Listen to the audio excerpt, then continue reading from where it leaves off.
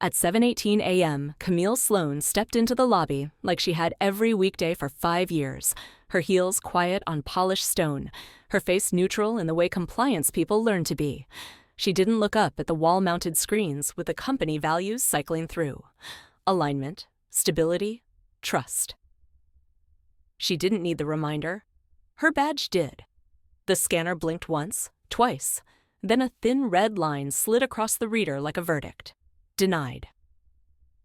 The security guard didn't move at first.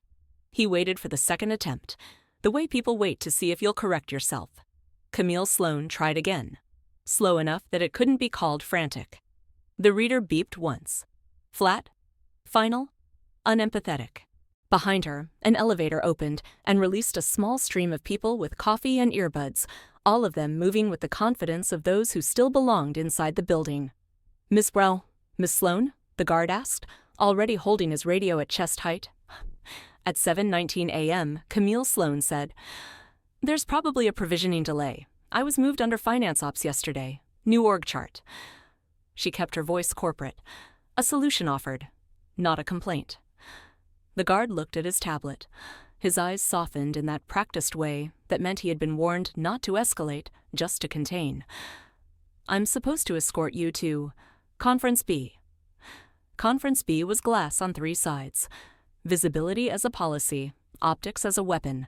At 7:23 a.m., Camille Sloan walked past the open plan floor where she had once been the person people came to when numbers didn't reconcile and nobody wanted to admit it. Her workstation was already stripped. No framed photo. No spare charger. No sticky notes. The absence was surgical. A new nameplate sat on the desk. Interim reconciliation lead. Interim was what they called a replacement when they didn't want to explain why the original was gone. Inside Conference B, 2 people waited with laptops open and expressions that were intentionally mild. HR wore beige, legal wore navy. Both wore the same smile, professional, rehearsed, meant to minimize exposure. At 7:26 a.m., HR said, "Camille Sloan, thank you for meeting on short notice. This is a business decision driven by streamlining." Legal added, "We're shifting toward operational efficiency. Your role is being eliminated." Eliminated. Not replaced. Not reassigned. Not reviewed. A cleaner word for a mess they didn't want on paper. Camille Sloan didn't argue. Arguing creates noise. Noise creates stories. Stories create discovery. She listened like a person listening to weather. HR slid a folder across the glass table. Severance. Non-disparagement. Non-disclosure. A timeline that assumed she would sign fast and leave quiet. Legal said, "We can offer 2 months severance if you sign today. Otherwise, it reverts to standard." At 7:28 a.m., Camille Sloan opened the folder with the controlled precision of someone handling evidence. She didn't read the headline paragraphs. She read the footnotes first. Not because she was dramatic, because footnotes are where companies tell the truth when they think you won't look. A small clause sat under a bullet point about transition support, phrased like a courtesy, but structured like an extraction. It referenced continued advisory availability for regulatory inquiries and audit cooperation, with a narrow definition of what counted as cooperation, which meant they didn't just want her gone. They wanted her silent and on call, an unpaid risk absorber. Across the table, Legal watched her eyes like a person watching a lock being picked. At 7:30 a.m., Camille Sloan placed the folder down gently. She didn't let her fingers linger. She didn't give them the satisfaction of hesitation. "Understood," she said. "I'll review and respond." HR's smile tightened. "We'd prefer today, for alignment?" Camille Sloan nodded once. "Alignment is easier when terms are accurate." Then she did something neither HR nor legal expected. She reached into her bag and pulled out a slim silver USB, clean, unmarked, the kind you'd assume held vacation photos or a college paper. It had one tiny label on the side in neat black ink, Q4. She didn't plug it into anything. She didn't wave it like a threat. She set it on the table beside the severance folder like it belonged there, like it was part of the meeting materials. At 7:31 a.m., the junior analyst who had been told to sit in and take notes shifted uncomfortably near the door. His badge read Quinn Hale, and his hands were too still, as if stillness could erase his presence. His eyes flicked to the USB, then to Camille Sloan, then away. Witnesses always look away first. Legal cleared his throat. "What's that?" Camille Sloan didn't answer immediately. She looked at the glass walls, the office beyond them moving as if nothing important was happening. That was the point of glass, to make you feel like your removal was normal. At 7:32 a.m., Camille Sloan said, "It's a backup of my reconciliation notes, the ones I kept to maintain stability during the Q4 volatility." HR exhaled with faint relief. Notes sounded harmless. Notes sounded like personal work product. Notes sounded like nothing that would disturb their optics. Legal leaned back. "Company systems are backed up. We don't need personal copies." Camille Sloan nodded, slow. "You're right. You don't need them." She let the sentence sit, clean and cold. Then she added, "But the external audit might." That word, external, changed the temperature in the room. Not fear, not panic, just a tiny recalibration, the kind executives make when they realize the story they planned is missing a paragraph. Quinn Hale swallowed hard. He wasn't supposed to be part of the strategy. He was supposed to be a body in a chair. But bodies in chairs become witnesses when the wrong detail is said out loud. At 7:34 a.m., Legal said carefully, "There is no indication of an external audit outside the normal annual cycle." Camille Sloan met his eyes. "Of course. That's why it will be a surprise." She pushed the severance folder back toward them. Not rejected, not accepted. Just returned to sender. Then she stood. No raised voice. No speech about fairness. Silence, calibrated. Because silence was never surrender. It was camouflage. At 7:36 a.m., Camille Sloan walked out of the glass room with her bag on her shoulder and her posture intact, leaving the silver USB on the table like a paperweight, not as a threat, as a timestamp, a reminder that accuracy survives org charts, and absence, when done correctly, becomes the cleanest form of revenge. At 9:11 a.m., Camille Sloan sat at her kitchen table with the blinds half closed, coffee untouched, laptop open to a local copy of what Ravenloft Health Payments used to call non-material variance logs. Non-material was a word finance liked. It meant small enough to ignore. It also meant small enough to repeat. She didn't start with totals. Totals lie politely. She started with patterns. Camille Sloan opened her notebook. The black one, soft cover, no logo. Inside, every page was dated. Every margin carried a symbol, not a word. Circles for timing issues. Triangles for classification drift. A single vertical line for intent. At 9:14 a.m., she cross-checked Q4 reconciliation snapshots against client settlement confirmations she had exported months earlier. Back when redundancy was called diligence. The difference was subtle. A rounding behavior that only appeared on claims processed after 6 p.m. A deferral that didn't break totals, but shifted recognition. It wasn't theft. It was timing.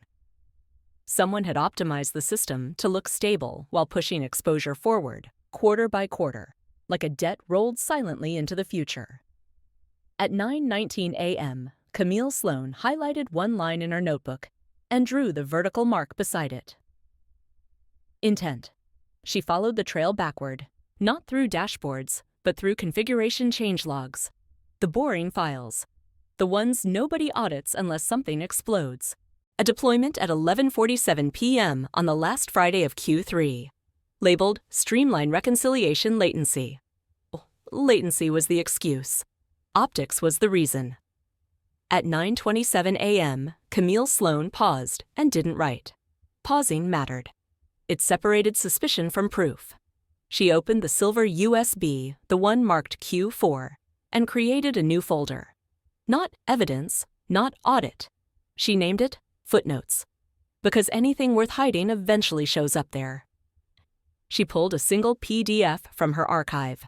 A client contract amendment approved under emergency authority. Page 7, bottom paragraph. Language dense enough to discourage reading. At 9:34 a.m., Camille Sloan found it. A clause allowing Ravenloft Health payments to temporarily adjust recognition timing to preserve platform stability during abnormal volume events. Temporary, undefined, uncapped. The clause was legal, the usage was not. She leaned back and closed her eyes, not in relief, not in anger, in calibration. At 9:41 a.m., her phone buzzed, a message from Quinn Hale. "Hey Camille, sorry to bother you. I'm reconciling late cycle claims and something feels off. Probably nothing. Probably nothing was how every systemic failure announced itself." Camille Sloan typed back slowly. "If it feels off, log the exact timestamp. Don't fix it yet." 3 dots appeared. Disappeared. Appeared again. "Should I flag finance ops?" At 9:43 a.m., Camille Sloan replied, "No, just observe. Accuracy first." She closed the laptop, not because she was done, because she had seen enough. The first crack wasn't a scandal. It wasn't a headline. It was a habit, built carefully, defended politely, and invisible to anyone who didn't know where to look. And Camille Sloan had built the original system. She knew exactly which seams were never meant to carry weight. At 10:02 a.m., Camille Sloan received the calendar invite she wasn't supposed to see. It arrived forwarded. No note, no context, just metadata and silence.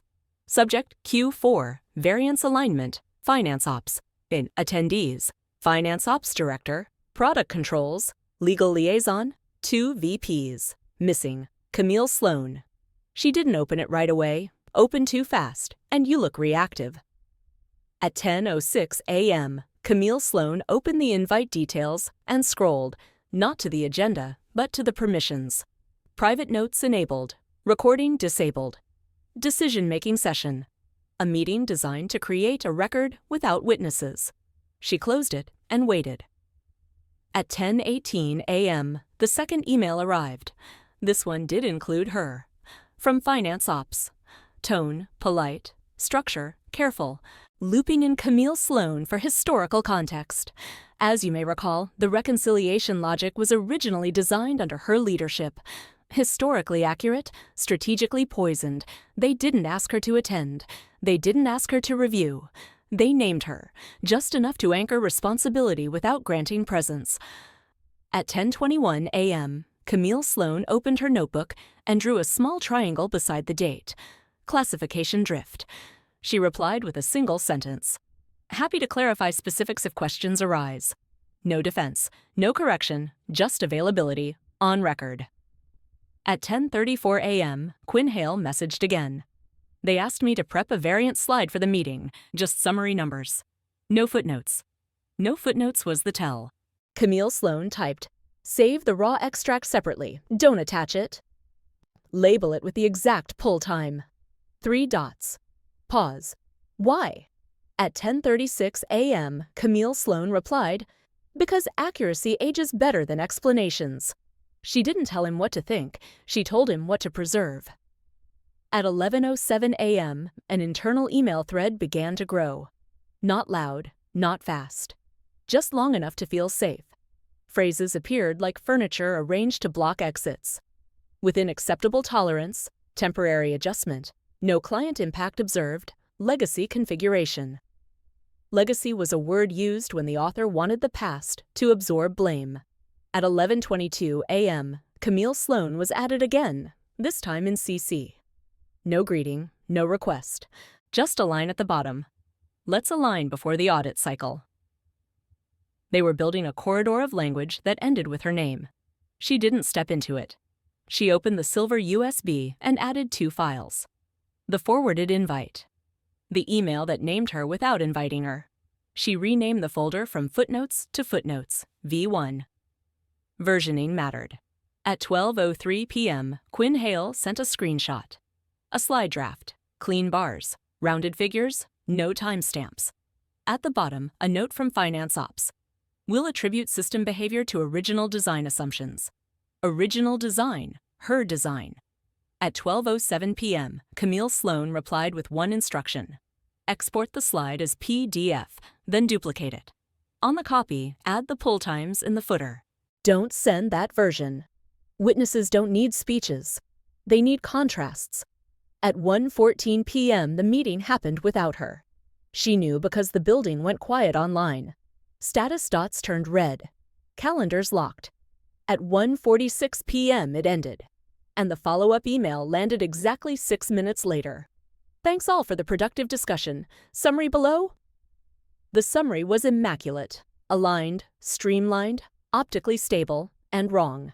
At 1:54 p.m., Camille Sloan read it once. Then she read the footer. No dates, no pull times, no authorship, just conclusions. She didn't reply. Silence again, but this time documented. At 2:11 p.m., Quinn Hale sent the second PDF, the one with timestamps. Side by side, the difference was undeniable. Same numbers, different truths. Camille Sloan placed the USB back into her bag and closed the notebook. The trap had been set. Not for her. For anyone who would eventually have to explain why the footnotes were missing. At 6:42 a.m., Camille Sloan woke before the city decided what kind of day it would be. Silence worked best early. She didn't open email. She didn't check messages. She opened the notebook. Page after page, dates aligned vertically. Not events. Decisions. Every time the system had been nudged, every time language had softened a number. At 6:58 a.m., Camille Sloan drew a straight line down the center of a fresh page. Left side, what they said. Right side, what the system did. She filled the left side with corporate phrases copied exactly. No paraphrase, no interpretation. Temporary adjustment. Within tolerance. No client impact. At 7:12 a.m., she filled the right side with timestamps and outputs. Claims deferred. Recognition shifted. Variance compounded. No adjectives. Only sequence. At 7:31 a.m., Camille Sloan opened her laptop and drafted a short reply to the prior day's meeting summary. Not a challenge, a confirmation. Thanks for the recap. Let me know if you need any historical documentation for audit continuity. She sent it and archived the thread.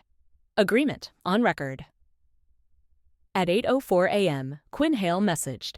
They're asking me to finalize the variance slide for exec review. No panic in his words, just compliance. Camille Sloan replied, finalize it exactly as requested. Pause. But export the raw data first. Save it locally. Name the file with the pull time. At 8:07 a.m., he answered, got it. Silence was a skill, and skills could be taught. At 9:22 a.m., Camille Sloan reviewed the severance draft again. She didn't look at the money. She looked at the obligations. A clause referencing good faith cooperation in future inquiries. Another limiting her right to retain work-related materials. At 9:29 a.m., she smiled. Not because she was pleased, because the document assumed a past tense that hadn't happened yet. She hadn't signed, which meant her obligation to forget didn't exist. At 10:11 a.m., Camille Sloan added a new page to the notebook. Title, Timeline Neutral. She listed only facts that could be verified by metadata. Email sent. Meeting held. File generated. Summary issued. No opinions. No conclusions. Just gravity. At 11:48 a.m., Quinn Hale sent a final note. Slides approved. No footnotes added. At 11:50 a.m., Camille Sloan wrote one last line under the timeline. Absence acknowledged. They had moved forward without her, which meant they had accepted ownership, quietly, formally, and in writing. At 12:36 p.m., Camille Sloan closed the notebook and placed it beside the USB in her bag. She didn't feel victorious. Victory was loud. This was preparation. Silence was not surrender. It was camouflage. At 8:17 a.m., the subject line changed. Not loud, not urgent, just different enough to matter. External audit, data access confirmation. It wasn't addressed to Camille Sloan.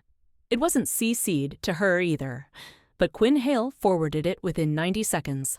Is this normal? At 8:19 a.m., Camille Sloan read the email once and stopped. External auditors didn't ask permission. They announced gravity. She replied to Quinn Hale with 8 words. Do nothing. Preserve everything. Timestamp copies. No advice beyond that. At 9:02 a.m., Ravenloft Health Payments sent a company-wide note. Tone, reassuring. Language, smooth. We're conducting a routine third-party review to ensure alignment and stability. Routine was a lie people told when they didn't want anyone asking who had requested the review. At 9:14 a.m., Camille Sloan opened her notebook to timeline, neutral, and added one line. Audit initiated. No source, no motive, just fact.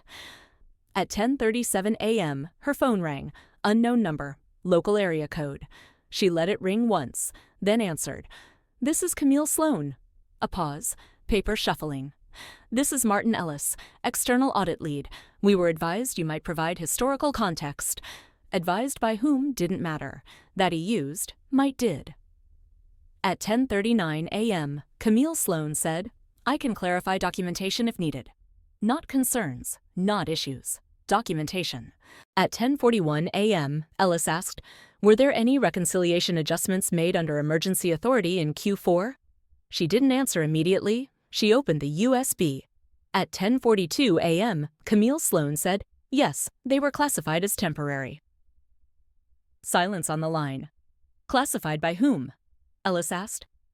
At the time, Camille Sloan said, by finance ops, based on optics. She let the word land without emphasis. At 10:45 a.m., Ellis said, could you provide the basis for that classification? Camille Sloan replied, I can provide the footnotes that allowed it, and the timestamps that show how long temporary lasted. Another pause. Please do, Ellis said. At 11:12 a.m., Camille Sloan sent a single secure package. Inside, the contract amendment footnote. The configuration changelog with deployment times. 2 versions of the same variant slide, one with timestamps, one without. A neutral timeline with no adjectives, no commentary, no accusation. Evidence didn't need a voice. At 12:26 p.m., the first internal question leaked. Not to her, but about her. A VP replied, all by mistake. Why does Audit have her materials? At 12:29 p.m., Legal responded too fast. She retained personal notes. We should assess exposure. Exposure was what you worried about when the numbers stopped being theoretical. At 1:03 p.m., Quinn Hale messaged again. They asked me to resend the raw extract with pull time. He didn't add a question mark. At 1:05 p.m., Camille Sloan replied, send it. Nothing else. At 2:18 p.m., a second call from Ellis. At 2:19 p.m., he said, your timeline suggests the adjustments extended past the period described to clients. Yes, Camille Sloan said. That's correct. And the meeting summaries omit that, Ellis said. They do, she agreed. Was that intentional? At 2:22 p.m., Camille Sloan answered carefully. I can't speak to intent, she said. Only to sequence. Ellis exhaled. Sequence was enough. At 3:41 p.m., the board scheduled an emergency session. Calendar visibility flipped from private to limited. At 3:58 p.m., finance ops went quiet. At 4:12 p.m., the CEO canceled his afternoon town hall. At 4:37 p.m., HR emailed Camille Sloan. We'd like to revisit your exit terms. She didn't open it. At 4:54 p.m., Camille Sloan wrote one final line in the notebook. System under review. She closed it. The pivot wasn't dramatic. No shouting, no collapse. Just a shift in gravity. Once auditors start asking for timestamps, the story belongs to math. And math doesn't negotiate. At 8:08 a.m., Camille Sloan opened the email she had ignored the day before. Subject, revised separation discussion. No apology, no acknowledgement of error. Just a reset. Corporate instinct at its cleanest. At 8:11 a.m., she read the attachment slowly. The severance number had changed. So had the tone. What had been 2 months was now 6. What had been non-negotiable now included carve-outs, clarifications, softened language. A new paragraph appeared under cooperation. Nothing herein shall restrict the individual's right to provide truthful information to regulators or auditors. Someone had learned a lesson overnight. At 8:19 a.m., Camille Sloan didn't reply. She opened her notebook to the page titled Timeline, Neutral, and added 2 lines. Exit terms revised. Audit ongoing. Facts aged better when they were left alone. At 9:02 a.m., HR called. At 9:03 a.m., Camille Sloan answered. "Good morning," HR said, voice careful. "We wanted to ensure alignment as we move forward." Alignment again. Camille Sloan said nothing. Silence forced clarity. At 9:05 a.m., HR continued, "We're prepared to offer enhanced terms in recognition of your contributions and to ensure a smooth transition." Smooth for whom was implied. At 9:07 a.m., Camille Sloan spoke. "I'll consider revised terms," she said, "provided 3 conditions are met." HR exhaled softly. "Of course." "First," Camille Sloan said, "all references to advisory availability are removed." A pause. "Second," she continued, "no internal or external communication will imply fault, authorship, or responsibility on my part." Another pause. "And third," Camille Sloan said, "my exit date reflects the original termination notice, not a retroactive adjustment." The line went quiet. These weren't demands. They were corrections. At 9:12 a.m., HR said, "We'll need legal's review." "Take your time," Camille Sloan said. "Accuracy matters." At 10:41 a.m., legal emailed, "Subject, updated agreement, clean version." Clean was a word legal used when they wanted to stop bleeding. At 10:44 a.m., Camille Sloan reviewed it. No advisory clause, no authorship language, exit date intact. She signed, not because she needed the money, because the document now matched the truth. At 11:18 a.m., Quinn Hale messaged one last time. Audit team asked who built the original reconciliation logic. At 11:20 a.m., Camille Sloan replied, "Tell the truth and show them the timestamps." He sent back a single word. Done. At 12:03 p.m., Camille Sloan wiped her personal laptop. Not aggressively, methodically. She removed folders in the order they were created. Last to go was footnotes, V1. She copied it to the USB and sealed it in an envelope. Not for leverage, for record. At 1:27 p.m., Ravenloft Health Payments announced a temporary leadership adjustment in finance ops. No names. At 2:09 p.m., the CEO postponed earnings guidance. At 3:46 p.m., Camille Sloan mailed the USB to herself, registered, signature required. Chain of custody mattered. At 4:58 p.m., she stepped out of her apartment, without the notebook, without the USB, without anything that tied her to the building she no longer entered. Her absence was now documented. Complete. At 6:21 a.m., Camille Sloan walked past the building one last time. Not into it, past it. Glass reflected the city like nothing had happened. Companies were good at that. At 6:24 a.m., an email went out to all staff. Subject, process review update. Language careful, names absent. Following a third-party review, certain reconciliation practices are being revised to enhance accuracy and transparency. Accuracy and transparency, words you use when you can't say we should have listened earlier. At 7:02 a.m., the audit report landed with the board. No dramatics, no blame, just footnotes. Page 14 referenced a timing adjustment that exceeded its defined scope. Page 19 cited missing documentation in executive summaries. Page 23 noted inconsistent attribution of system design responsibility. Inconsistent was polite. At 8:11 a.m., finance ops leadership was restructured. That was the word used. At 9:37 a.m., Quinn Hale was reassigned to a controls role. Not a promotion. Not a punishment. A correction. At 10:52 a.m., the client advisory went out. No mention of names. Just an assurance that reconciliation timing would be normalized. Normalized meant rolled back. At 11:46 a.m., Camille Sloan sat in a quiet cafe across town. Notebook closed, phone face down. She wasn't watching the fallout. Fallout was noise. She watched the absence. No calls asking for help. No emails requesting clarification. No messages trying to rewrite the past. They couldn't, because the past was already time-stamped. At 12:18 p.m., she deleted the last calendar reminder that still carried the company's name. At 1:03 p.m., she opened a new document. Title, Next System, blank page. At 2:41 p.m., Ravenloft Health Payments stock dipped slightly. Not a crash, just a correction. At 4:09 p.m., Camille Sloan left the cafe without leaving a tip that would be remembered, without a glance back at the screen behind the counter, playing business news on mute. No victory pose, no speech. Absence didn't announce itself. It simply removed the support that had been taken for granted. And systems, when left alone with their own decisions, always tell the truth. Silence was not surrender. It had been camouflage. And absence. Absence was the cleanest form of revenge. Final lessons. What this story teaches one. Systems don't confess. They document. People deny. Organizations deflect. But systems leave trails. Quiet, precise, undeniable. 2. Truth doesn't need defense. It needs timestamps. Arguments fade. Explanations shift. Sequence does not.